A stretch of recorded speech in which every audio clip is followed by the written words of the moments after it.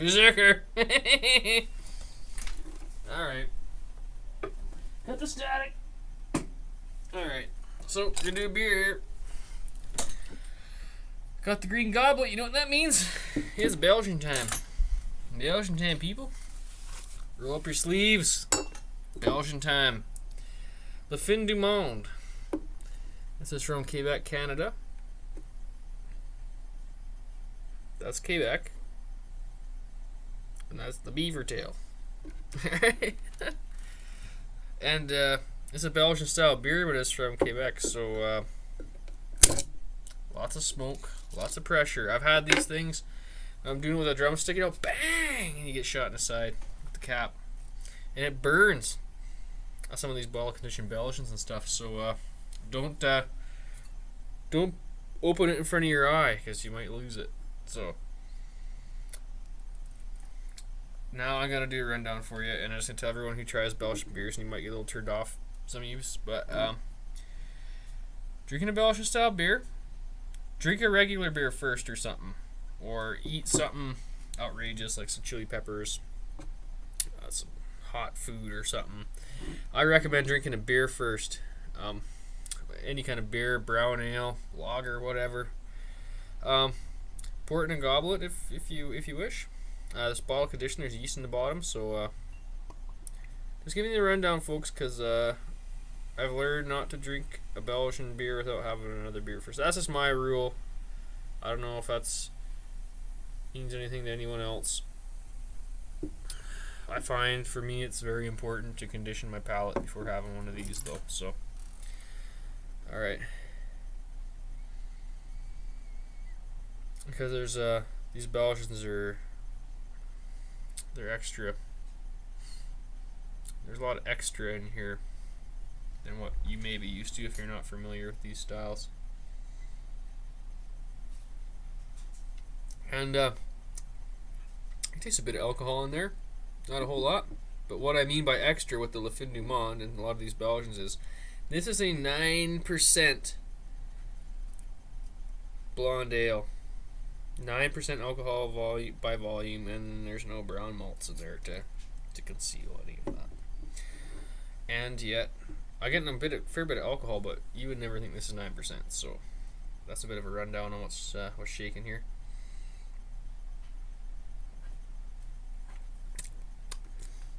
Yeah, this is if you have a beer first, or even if you just got your palate right, I find it hard to do without having a beer.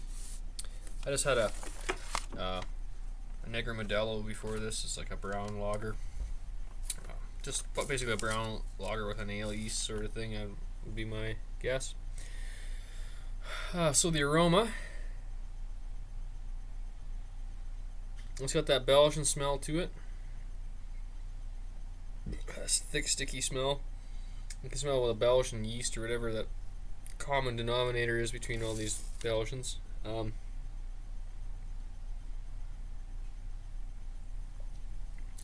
thick, sticky beer.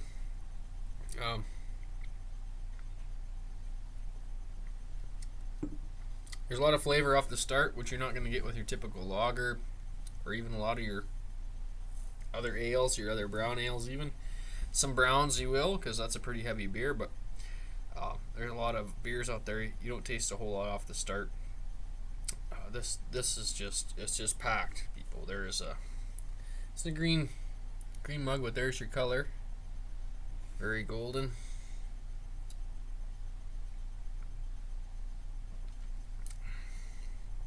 Yeah, it's so heavy. Like it's just thick and rich. It's like compares it with eat that spread that's made with sesame seeds. It doesn't taste like that, but it's just sickeningly rich almost. And so that's where, and you guys drink the Belgians, you know this already, right? So it's not at all like the Duvel. If you've had the Duvel, that's the carbonation in the Duvel is quite insane, I found, and it's kind of like a malt liquor in comparison to this. This has got a lot of thickness and a lot of flavor to help conceal that. And the Duvel has a lot of flavor too. It's for the price though, and that's where this beer is a real kicker. This stuff is dirt cheap. I mean, this is the same price as any half-ass beer in your liquor store. This is like maybe $2, but it's kind of local to me, right? Because I'm Canadian, so it's not imported. For the quality of beer you're getting from the Fin Du Monde, there's Belgians I bought that were like in a little Belgian stubby that were like, I don't know, like $6, $4.50, stuff like that, and they weren't as good as this. Honest, this beer is good. If you ever get a chance, this is Canada's #1 most award-winning beer. Canada's #1 most award-winning beer, and Canadians like beer. We don't have as many microbreweries as the States, maybe, but Canadians like their beer, believe me. And this one is kicking ass. So they have another product called Blanche de Chambly, Chambly or whatever. I like this one better because it's so rich. That one's kind of weak. It's kind of like a white ale, kind of like a Hoegaarden sort of, but it's this different yet. But this one is really, this is a special beer. It's really good. Yeah, I mean, I like it better than the Duvel, and I've had other Belgians that I thought were horrific in comparison to this, and they were expensive, very expensive. So I already know what I'm going to give this one because I've drank it quite a bit. And if you drink this, you come home from work and you pop the cap off this and you start drinking it, you may not like it. Okay? And this is a beer you can drink warmer. It's good cold too, but I mean, experiment. Buy the whole 6-pack. And the 6-pack is like $11.50, $12 where I get it. So to me, that's cheap where I am. That's you're going to pay the same price for Budweiser sort of thing. So believe it or not. So we got a lot of liquor tax and a lot of things, funky things going on up here. So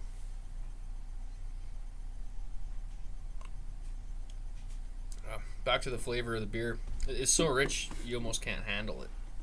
Like you couldn't get any more flavor in this beer. It tastes like a household cleaner in the way that's how powerful it is flavor wise, but it's not like it's like a good Belgian beer flavor, but it's as powerful as like pine sol sort of thing. So if you don't like real powerful beer, like flavor wise, you might not like this one. But I think that if you are enjoying some of these other Belgian beers and you don't pick this up, you're crazy, because it's so cheap and it's so freaking good. And my wife recommended me that I pick this up. She's seen it, and I thought, oh, it doesn't look like a real special label, sometimes with the beers. But there's a few beers we got up here, the crummy looking labels that really are impressive. So I can't go through much flavor compounds in a Belgian. It tastes like a Belgian. There's so much flavor. I don't know what to compare it to. They're so weird. So I'm basically going to go over the head and the lacing. The head is very creamy, very sticky. It doesn't really like to lace in the glass a whole lot necessarily, depending. The colder it is, the more it'll lace usually. So overall, it's great. The mouthfeel, probably do that.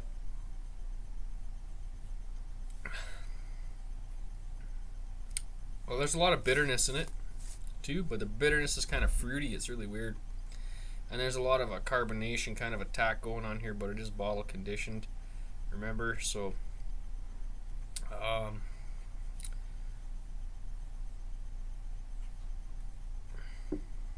it's quite sweet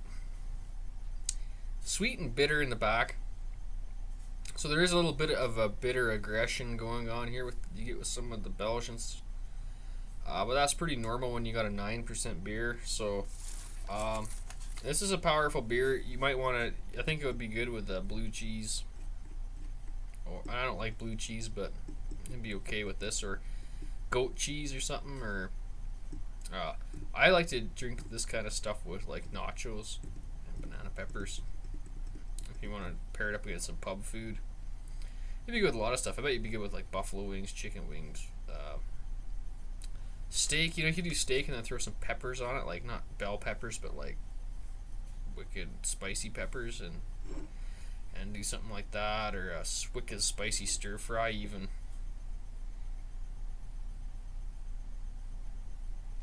I bet it'd be good with lamb. So yeah, aftertaste, it leaves a lingering aftertaste of that Belgian bitterness behind. I don't know, it's hard to deal with some of these Belgians, I'm telling you what. Very fine bubbles, which affects some of the mouthfeel, and a nice sticky foam. And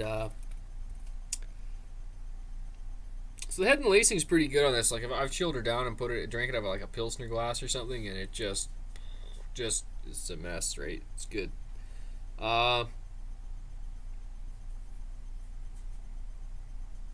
Hops. I know there's hops in there because it's quite bitter. I just don't know. Some beers I'm not very good at the hops thing, so necessarily. I don't know if you can pick the hops out of this.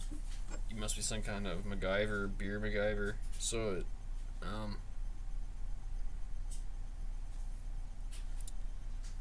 yeah, highly recommend it. So you know it's going to get 11 out of 11. So, and that almost might be low. I almost have to like break the scale. It's such a good price.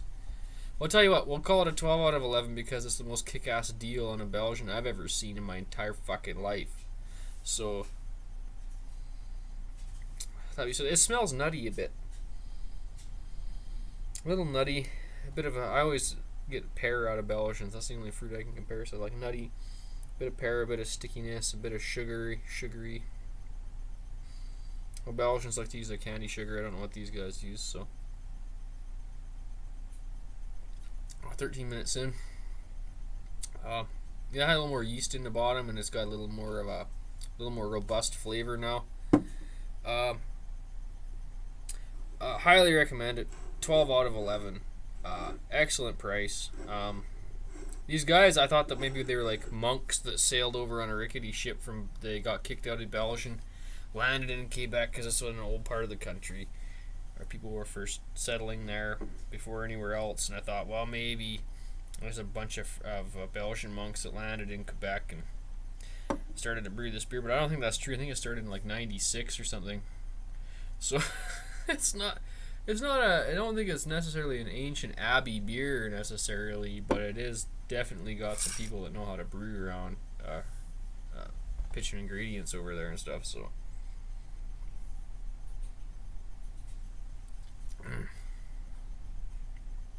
damn. This just gets better the more you drink it, and I highly recommend having a beer first. You don't have to have a buzz or anything. I just had one Vienna lager before this, so perfect. Just a brown ale, something that's really gonna get your mouth used to some bitterness, used to some alcohol, and then drop this bomb in there because this is so flippin' powerful. You'll be able to deal with it. So I drank enough of it to know it's 12 out of 11. Dig it, pick it up. It's cheap. Buy it, damn it. Buy it!